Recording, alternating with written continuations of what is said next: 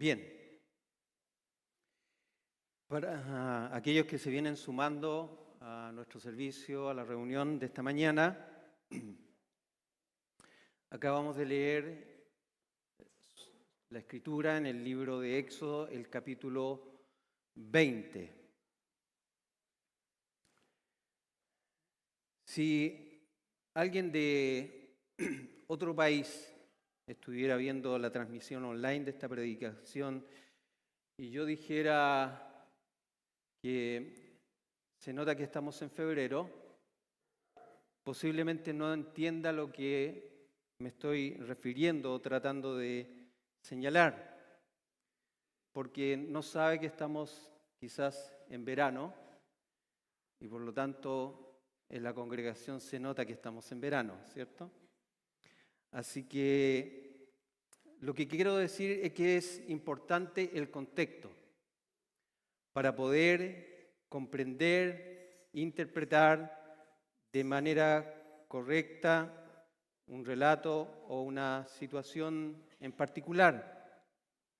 Si uno no explica el contexto de una situación, un mensaje puede ser confuso, errado, la interpretación y llegar a conclusiones que no son las adecuadas.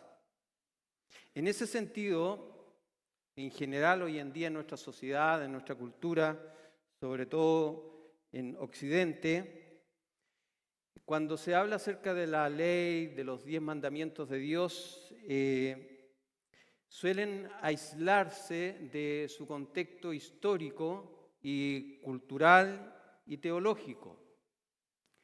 Por lo tanto, se quedan simplemente en instrucciones pasadas de moda, abstractas, sin aplicación, sin mayor influencia para la vida del ser humano. O también se pueden tomar como un listado de reglas que hay que obedecer para tener una buena relación con Dios y en ese sentido permitir que Dios nos premie por cada lista de esa regla que nosotros cumplimos. Pero de acuerdo al relato sistemático que nosotros venimos haciendo acerca de lo que le ocurrió al pueblo de Israel en su salida de la esclavitud de Egipto,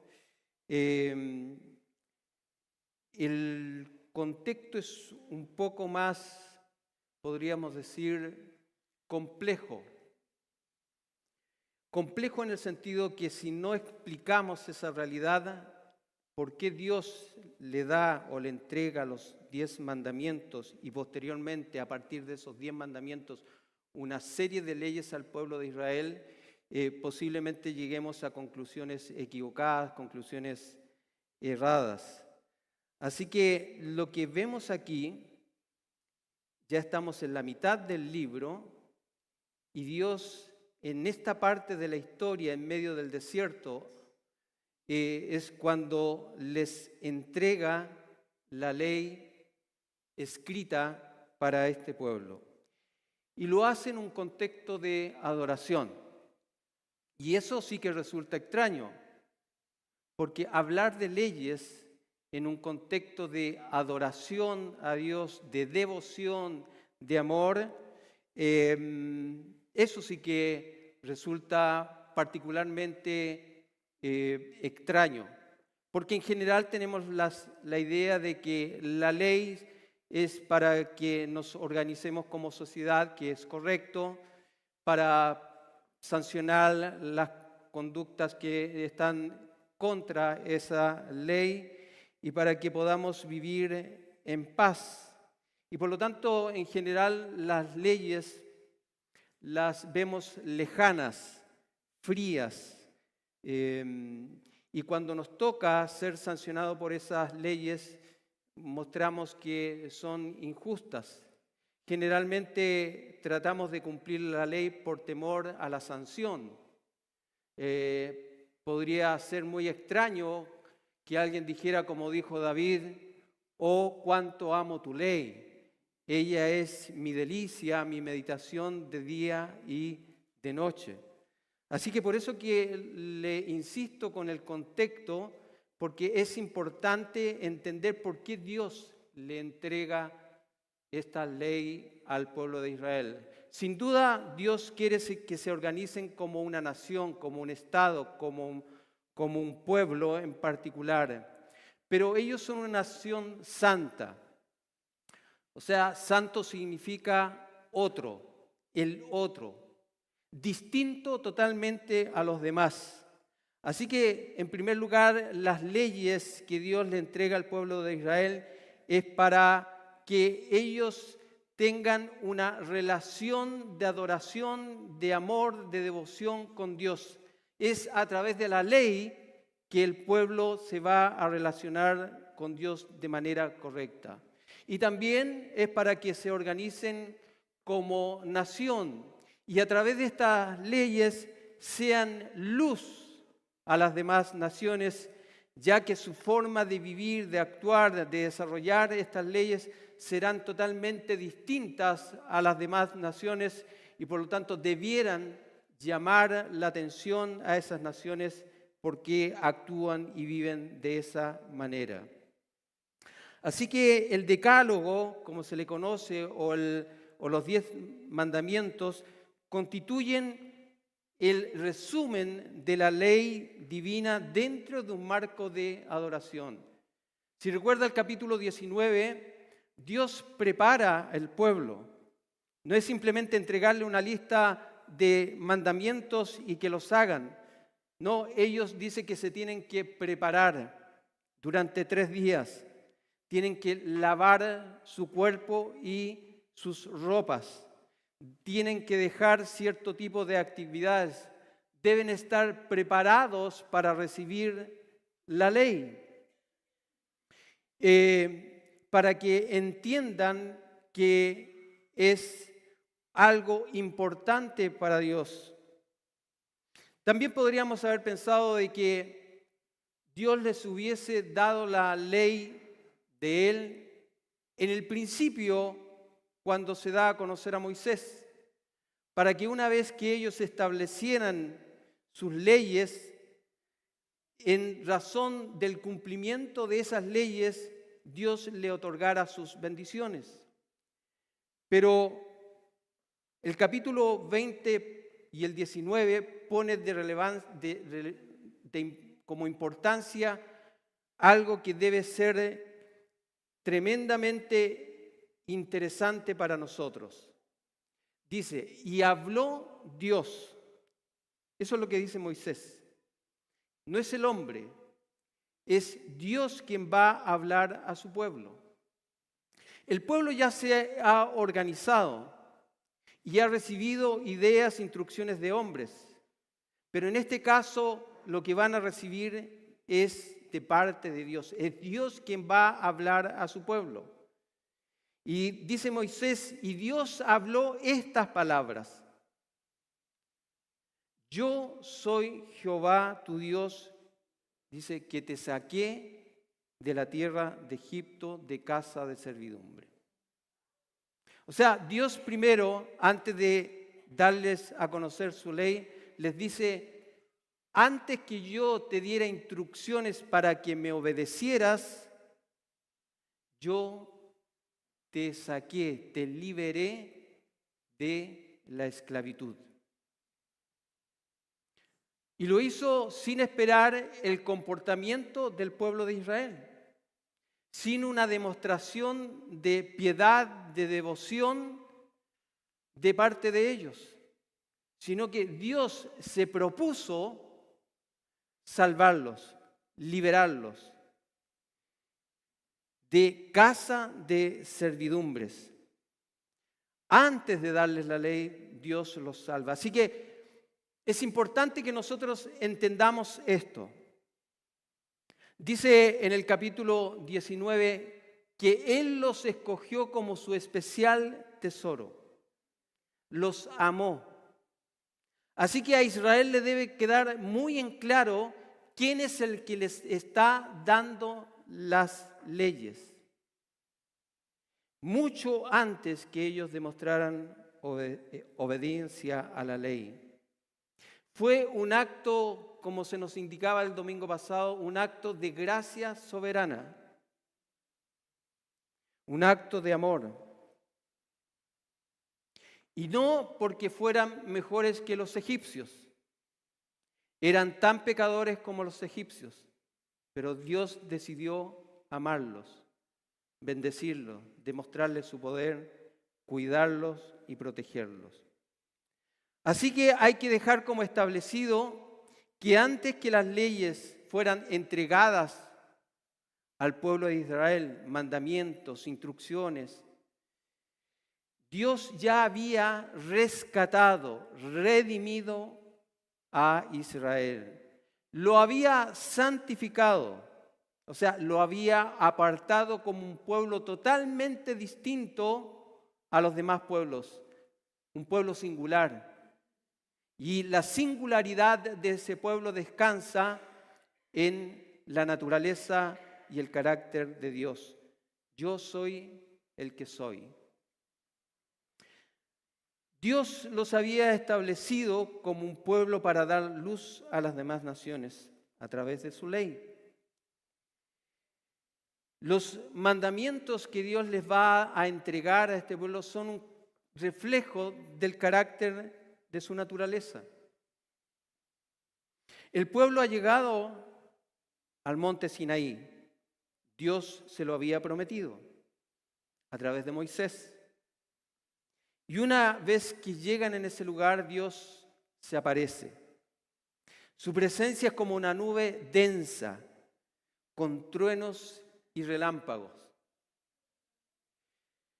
Es de esa manera que la ley es entregada. Dios en la antigüedad se demuestra al pueblo de distintas maneras de manera gráfica, que ellos pudieran ver quién era el Dios que los había rescatado, los había salvado. Y eso se llama teofanía. Generalmente Dios aparece como fuego. A Moisés se le aparece como un fuego en una zarza ardiente. Y en el monte de Sinaí lo que hay es fuego ardiente, un temblor, un terremoto, el monte tiembla, hay nubes, hay oscuridad muchas veces, hay relámpagos. Y lo que ocurre con eso es que el pueblo tiene temor, tiene miedo. Muchas veces nosotros tratamos de suavizar este miedo que siente el pueblo de Israel, diciendo que es un miedo más relacionado con una especie de respeto y temor. Pero lo que ellos realmente sienten, y es así el significado original de la palabra, es que sienten terror, sienten miedo. Y Moisés les dice, no sientan miedo, porque Dios les va a entregar su ley, que es con la cual deben sentir miedo. Claro, no deben sentir miedo porque ya conocen al Dios que los ha salvado. No los trajo, como ellos muchas veces dijeron, al desierto para hacerlos morir de hambre, sino para cuidarlos. Así que conocen al Dios verdadero, pero deben sentir una especie de temor, una especie de miedo, en el sentido de que entiendan de que Dios no puede ser burlado, de que Dios es más grande que todas las cosas que ellos conocen. Cada vez que alguien estuvo en la presencia de Dios, sintió ese miedo, ese temor, ese sentido de grandeza, de ser absorbido por algo muy superior. Es como cuando uno sube a una montaña y ve el valle y siente un cosquilleo en su cuerpo porque ve lo grandioso, lo glorioso, lo extraordinario que es la belleza de lo que Dios ha creado. Así que cuando están frente a eso, dice que sienten temor y se alejan. Y le dicen, no queremos que Dios nos hable directamente, sino que tú, Moisés, habla con Dios.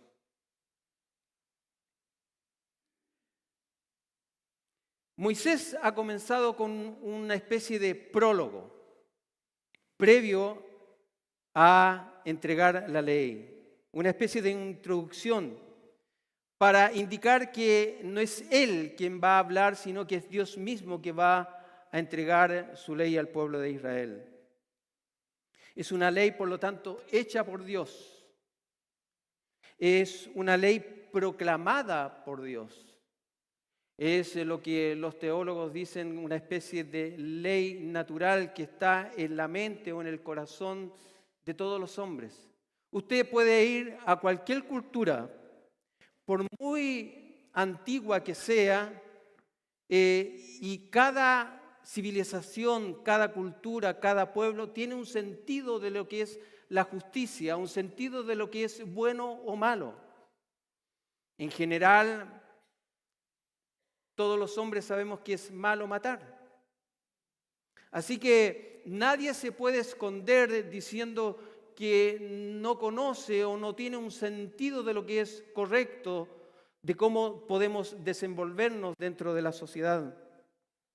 Pero ahora lo que Dios está haciendo con un pueblo en particular, ese sentido de justicia que tienen todos los hombres y que ha ido de alguna manera oscureciendo o desapareciendo en la medida que el pecado ha tomado control de la vida del ser humano, Dios se la pasa de manera escrita.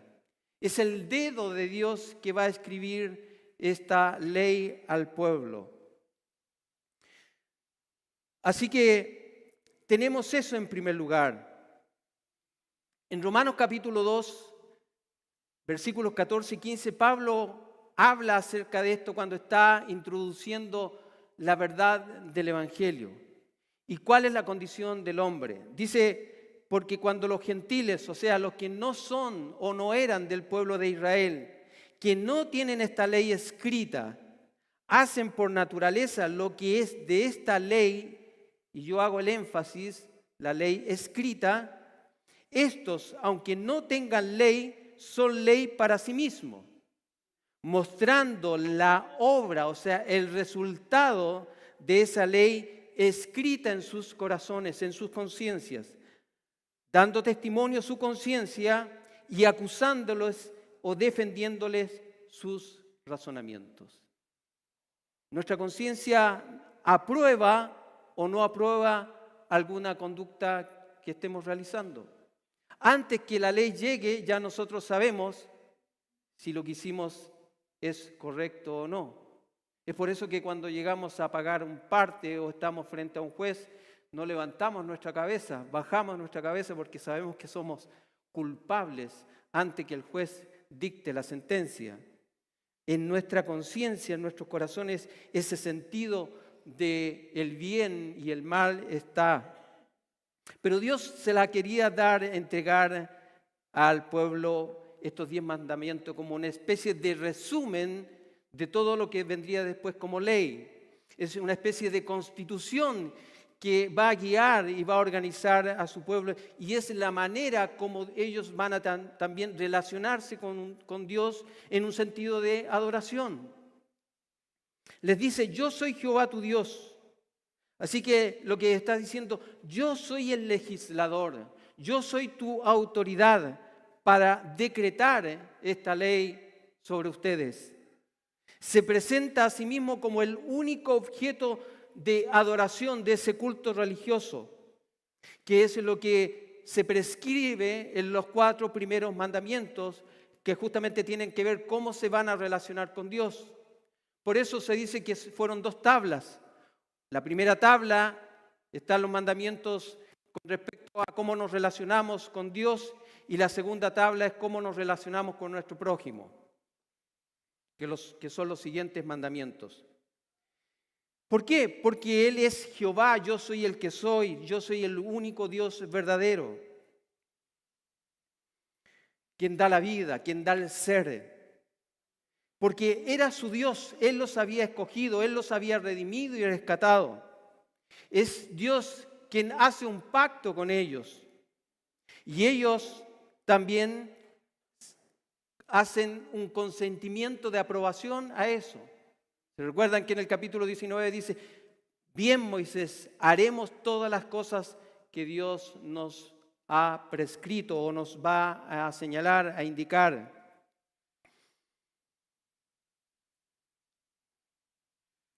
Así que el imponente terror que acompañó la proclamación de estos 10 mandamientos, de este decálogo, tenían el propósito primero de revelar la majestad de Dios y prepararlos en el futuro para, frente a esta forma de relacionarse con Dios, que ellos tuvieran un corazón preparado para recibir en un momento determinado el Evangelio. La ley dada a través de Moisés buscaba doblegar el orgullo del hombre para que apareciera la gracia y la verdad traída por Jesucristo. ¿Por qué? Porque con el tiempo, en vez de que, así como en David o en Moisés o en otros hombres, provocó un sentido de adoración a Dios, en la mayoría del pueblo provocó un acto de orgullo. Con el tiempo, con los años, con los siglos, este pueblo se decían, somos el pueblo de la ley de Dios. Y más que sentirse incapacitados o entender que era un acto de la gracia de Dios, en ellos apareció el orgullo. En vez de aparecer la humildad para pedir clemencia y ayuda al Señor para poder cumplir la ley. Porque en el fondo lo que nosotros sabemos es que ningún hombre alcanza la medida de Dios. ¿Y cuál es esa medida? Santiago lo dice. Aquel que infringe la ley en un mandamiento, infringe toda la ley.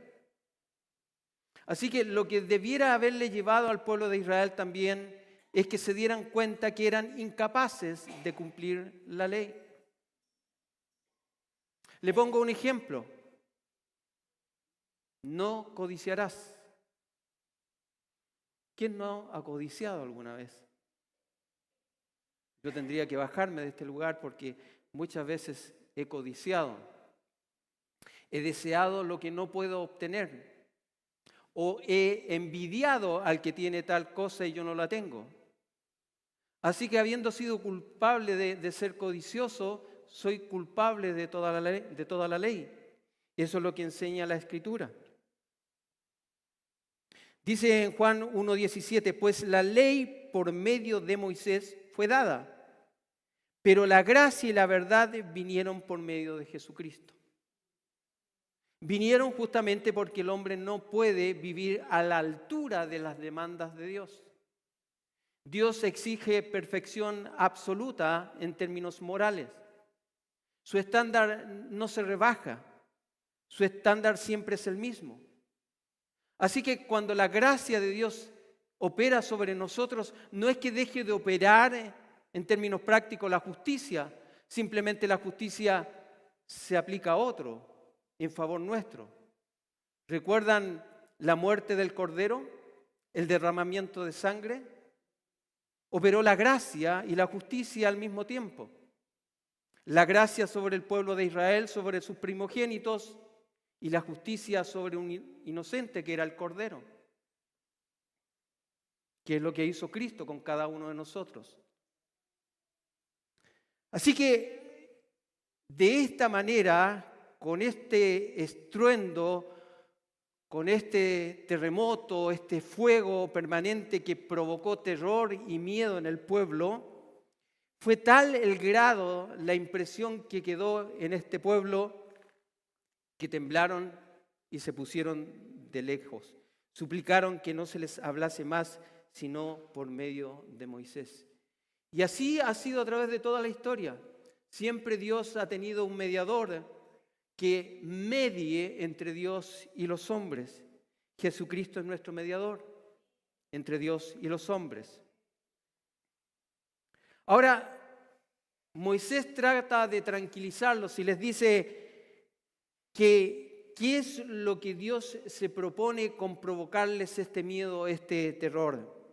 Dice, no tengan miedo, no tengan temor. No penséis que el trueno y el fuego están destinados para consumirlos, sino para ponerlos a prueba, para ver qué les parecía tener que tratar directamente con Dios, sin intervención, sin mediación. Nadie puede estar en la presencia de Dios directamente. Eso debemos tenerlo claro, medianamente claro. Ninguno de nosotros puede hoy día en la mañana levantarse y decir yo voy a orar a Dios directamente, sino que en nuestras conciencias como hijos del Señor sabemos que podemos doblar nuestras rodillas y nuestra oración escuchada mediante la oración sacerdotal de Jesucristo. Él es el sacerdote, Él es el mediador, Él es el profeta. Él es nuestro profeta y Él es nuestro sacerdote. La impresión que tuvieron de Dios es la que debiéramos tener cada uno de nosotros cuando vamos conociendo el carácter de Dios. ¿Se recuerdan lo que le ocurrió en ese éxtasis al profeta Isaías cuando estuvo en el templo y se le aparece la presencia de Dios? Él dice, soy un hombre pecador, debiera estar muerto. ¿Se recuerdan cuando los discípulos en medio de la mar veían que la barca se iba a dar vuelta, se iban a ahogar y y Jesucristo se levanta tranquilamente y calma la tempestad? ¿Qué dijeron entraron en terror, en pánico? Porque dijeron, ¿quién es este? O sea, ¿qué clase de hombre es? Que es distinto a todos los hombres. Y en ellos entró terror y pánico. Nadie puede estar en la presencia de Dios sin entrar en terror y pánico. Lo que pasa es que la gracia de Dios nos cubre y la mediación de Jesucristo es en favor nuestro. Así que había que ponerlos a prueba para que ellos supieran que no cualquiera puede estar en la presencia de Dios. Recuerden que en el monte había límites. Nadie puede tocar el monte, ni un animal, porque el que toque el monte morirá inmediatamente.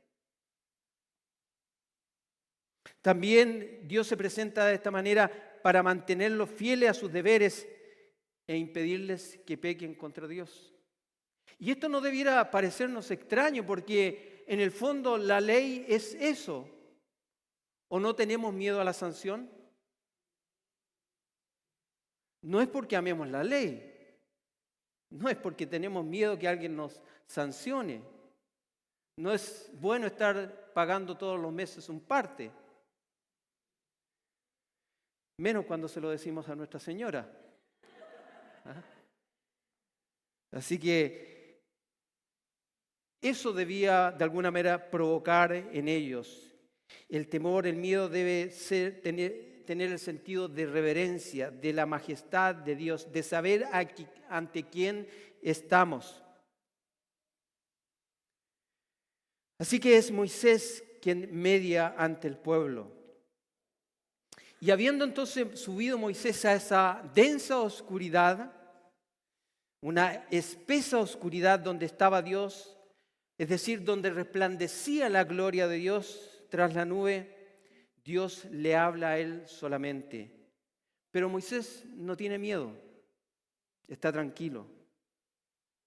Y le dijo todo lo que tenía que ver con la ley. No solamente los 10 mandamientos, sino que vamos a ver en el capítulo 21, 22 y 23 una expresión, un resultado, una interpretación de lo que significa vivir y aplicar esos 10 mandamientos. Moisés recibe todas estas instrucciones y posteriormente se las va a escribir al pueblo de Israel. Nuevamente en los versículos 22 y 23 Dios le dice al pueblo que está prohibido terminantemente en su culto, en su adoración, realizar imágenes. ¿Cuál es el sentido de la prohibición? El sentido de esta prohibición es porque nadie sabe cómo es Dios. Y cualquier imagen de Dios simplemente es un garabato. No representa lo que es realmente Dios. Por eso que Él prohíbe. Y porque de manera natural en ese corazón pecaminoso, en vez de terminar dándole una correcta adoración y un culto como Él ha establecido, va a terminar reemplazando esa adoración a Dios a la imagen. Porque nos gusta crear imágenes, nos gusta crear ídolos. Hoy en día la sociedad ha evolucionado, es una sociedad, podríamos decir, mucho más intelectual, mucho más desarrollada, pero los ídolos no han desaparecido, simplemente han cambiado de forma. ¿O no es el dinero una especie de ídolo? El hombre es una máquina de hacer ídolos. Así que Dios le prohíbe terminantemente hacer imágenes que representen su carácter, su forma, su naturaleza. Él se expresa de manera o se revela en términos humanos para que nosotros podamos tener una idea de cómo es Él. Él dice, mi brazo, mis ojos, mis oídos. Pero ¿quién puede pensar que Dios tenga ojos, tenga oídos, tenga brazos? Nadie en su sano juicio, ¿cierto?, puede pensar que Dios es como nosotros. Pero para que podamos entender su obra, Él dice, te tengo en el hueco de mi mano. Soy como una roca para ti, donde estás seguro, para que nosotros podamos entender. Así que esta repetición del segundo mandamiento viene aquí muy a punto que para recalcar que comunicarse con Dios y oír su voz no necesitamos ninguno de estos medios. Algunos dicen, es que necesitamos la imagen porque eso nos ayuda de manera pedagógica. Pero lo que dice su palabra es algo totalmente distinto.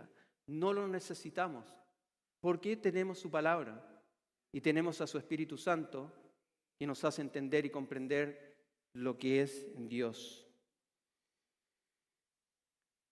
Cuando hacemos imágenes o una representación de Dios, lo que estamos diciendo es que necesitamos algo que nos acerque a Dios.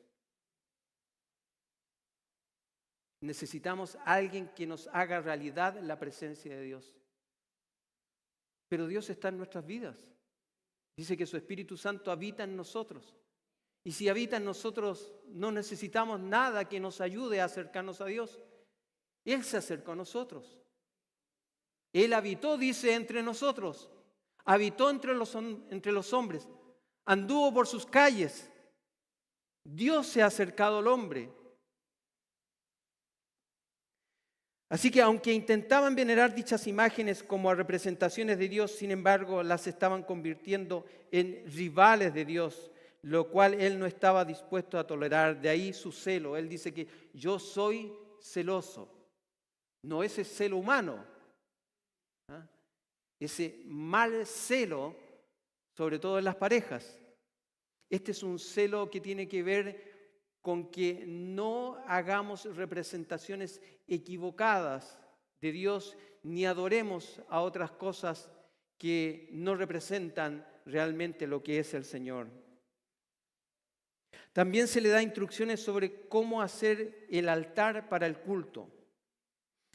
Los altares deben ser muy sencillos, de tierra o de piedra sin labrar, para que no caigan en la tentación nuevamente de pensar en una imagen esculpida. No deben labrar las piedras de las que vayan a ser altares, sino apilarlas de manera natural y ordenada.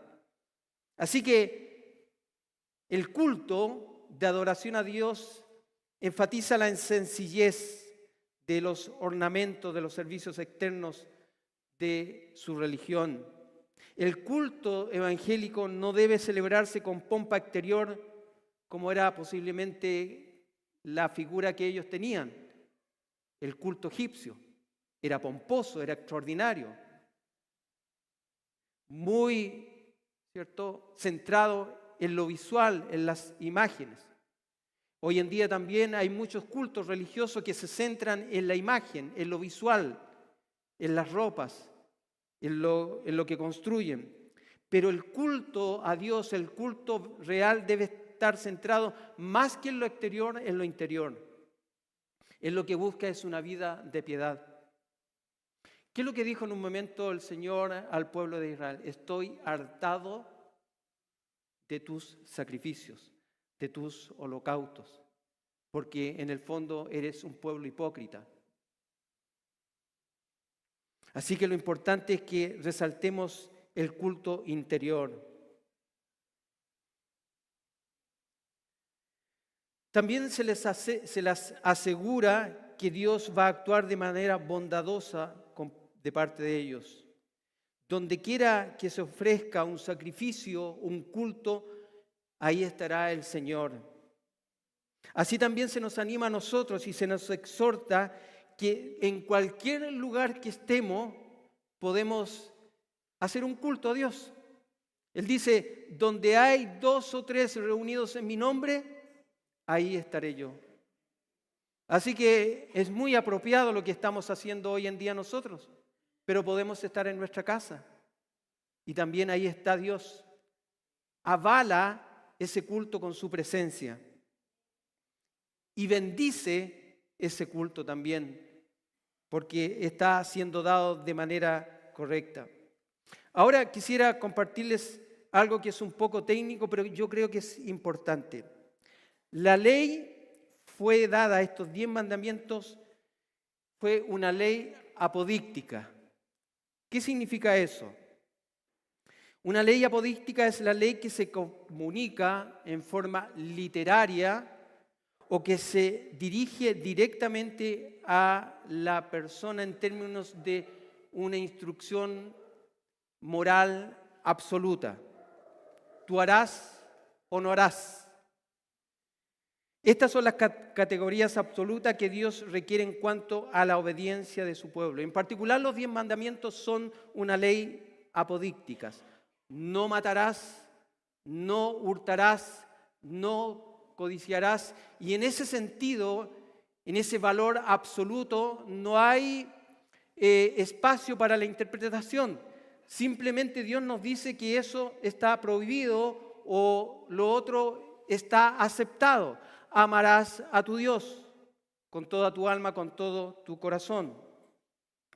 También existe la ley casuística, que no es lo que aparece acá, sino en los capítulos posteriores, 21, 22 y 23. O también conocida como la jurisprudencia que se le dio al pueblo de Israel, que se expresa en la fórmula literaria de una declaración condicional. Sí. Entonces, por ejemplo, si vamos al capítulo 21, versículo 33, ahí encontramos un ejemplo de ley casuística. Y si alguno abre un pozo o una cava o cava una cisterna y no los cubre y cae allí un buey o un asno, el dueño de la cisterna pagará el daño, resarciendo con dinero a su dueño y el animal muerto será suyo. Así que lo que se entiende como ley absoluto es una orden moral que se debe seguir.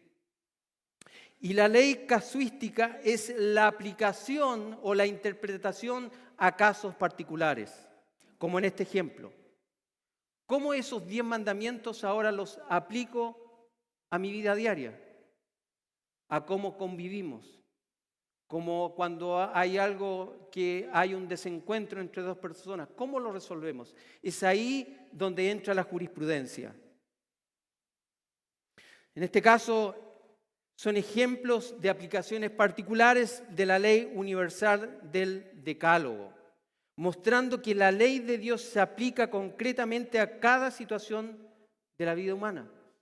Eso es lo que Dios pretendía con el pueblo. En el fondo, lo que está buscando Dios es que cada actuación de la vida del ser humano refleje un acto de adoración adecuado a Dios, porque nos relacionamos todo el tiempo con Dios en términos de amor y adoración a Él. Yo no dejo de ser un creyente, un cristiano cuando estoy en mi casa, cuando estoy en mi trabajo. Aplico la ley de Dios a todas las cosas de la vida. Así que lo que vemos aquí en el Antiguo Testamento, en el monte Sinaí, es la ley de Dios para enseñarnos cómo debemos adorarle. Juan Calvino también escribió lo que se conoce como la triple función de la ley. El primer propósito de la ley es ser un espejo. Por un lado, la ley de Dios refleja la perfecta justicia de Dios. Y cuando yo me veo ante esa justicia, ¿qué veo? No algo bonito. Así que la ley nos dice mucho sobre quién es Dios, pero incluso más importante que esto, además la ley ilumina cuán pecaminosos son nuestras vidas. El segundo propósito de la ley, según Juan Calvino, es guardarnos del mal. La ley por sí misma no puede cambiar los corazones humanos, pero sí puede proteger a los justos de los injustos. Calvino dijo que este propósito es conveniente para que aquellos que no aprecian para nada lo recto y lo justo, a no ser que sean obligados al menos por las acusaciones de la ley y el temor de las penas. Lo que estábamos comentando hace un momento atrás. La ley permite que haya en cierta medida un grado de justicia sobre esta tierra hasta que el juicio final sea llevado a cabo por el gran legislador de todo el universo que es nuestro Dios. Y por último, el tercer propósito de la ley es revelar lo que le agrada a Dios. Como hijos renacidos de Dios, la ley ilumina nuestras mentes sobre lo que le agrada a Dios, a quien buscamos de todo corazón servir. Quizás no de manera perfecta, pero sí de manera intensa, servirle con amor. El cristiano se deleita en la ley del mismo modo que Dios se deleita en ella. Jesús dijo: si me amáis, guardad mis mandamientos. Así que Cristo, como Él mismo dijo, yo no he venido a abolir la ley, porque ahora voy a actuar con gracia. No, yo he venido para cumplir la ley. Así que, en este caso, en vez de ser quitada la ley, tiene una función mucho más elevada. Podríamos decir que Jesucristo en el Sermón del Monte hace jurisprudencia, porque cuando dice que asesinar, matar es algo correcto que debe ser sancionado, pero incluso Él va más allá y eleva el estándar de la ley cuando dice que si alguno odia, ya se ha convertido en su corazón un asesino de su hermano. Así que es un instrumento apropiado para el pueblo de Dios en la manera que honramos y lo glorificamos. ¿Dónde surge la confusión? En los escritos de Pablo. Porque Pablo dice, no estamos bajo la ley, sino bajo la gracia. Entonces algunos dijeron y acusaron a Pablo que Pablo era antinómico, o sea que estaba en contra de la ley, que podíamos vivir como quisiéramos, total, Dios ya nos había rescatado. Pero dice Pablo, en ninguna manera, no es eso. Lo que Pablo está refiriéndose al que no estamos bajo la ley en un sentido legalista, en el sentido de que Dios espera que podamos cumplir la ley para recién salvarnos. Dios, antes que nosotros podamos cumplir toda la ley, ya nos ha salvado. Así que Él no vino para abolir la ley, como dice primero Romanos 6:15 y posteriormente Mateo 5:17, sino para cumplirla. Y la cumplió. ¿Y cómo la cumplió? ¿Cómo cumplió la ley del Antiguo Testamento los quizás 13 instrucciones, mandamientos que tenía el pueblo de Israel? La cumplió toda, de manera perfecta. Así que nadie pudo acusarlo. Pilato dijo: yo no encuentro en él de qué acusarlo. Así que los sacerdotes utilizaron una falacia jurídica, podríamos decir, para acusar a Jesús. Pero él cumplió al pie de la letra toda la ley. Pero lo que quiere el Señor y que buscaba con el pueblo de Israel, que la ley se obedeciera en términos de relación. No esa relación fría que hay entre el Estado o entre el juez y el sancionado, sino en un marco de adoración, de amor, como de una madre a un hijo, de un padre a un hijo, cuando instruye a su hijo y lo hace ver que lo que le está enseñando es por un acto de amor, porque quiere lo mejor para él. Bueno, algunos nos venimos a dar cuenta de eso a los 35, 40 años, ¿cierto? Y decimos, bueno, mi papá, mi mamá tenía razón. ¿Sí? Es verdad, a algunos todavía a esa edad les cuesta entender, porque le preguntan a los 40 años al papá, a la mamá si se tienen que bañar hoy día. No lo han entendido todavía, no lo han interiorizado. Debemos entenderla en un marco de relación. ¿Por qué? Porque ahora obedecemos la ley no para ganarnos la condición de hijos. Ya somos sus hijos. Somos sus hijos amados. Así que ahora obedecemos a Dios porque amamos a Dios. El resultado natural es la adoración cuando conocemos la ley. Oh, cuánto amo yo tu ley, todo el día es mi meditación, dijo el salmista en el Salmo 119. Para ir terminando, el reino de Dios no está sin ley. Se basa en la ética que Dios ha establecido y que el Espíritu Santo hace posible.